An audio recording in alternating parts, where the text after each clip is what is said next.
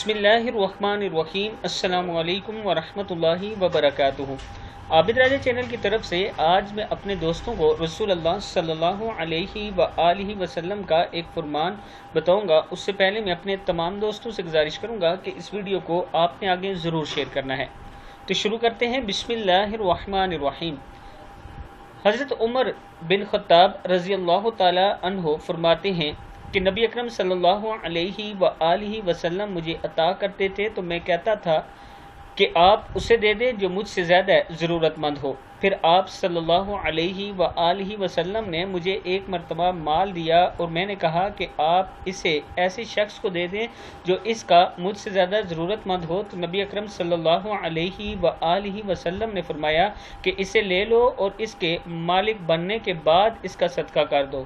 یہ مال جب تمہیں اس طرح ملا کہ تم اس کے خواہش مند نہ ہو اور نہ اسے تم نے مانگا ہو تو اسے لے لیا کرو، اور جو اس طرح نہ ملا ہو اس کے پیچھے نہ پڑا کرو۔ صحیح بخاری کی حدیث ہے۔ میں اپنے دوستوں سے گزارش کروں گا کہ اس ویڈیو کو آگے ضرور شیئر کریں تاکہ دوسروں تک یہ پہنچ سکے۔ السلام علیکم ورحمۃ اللہ وبرکاتہ۔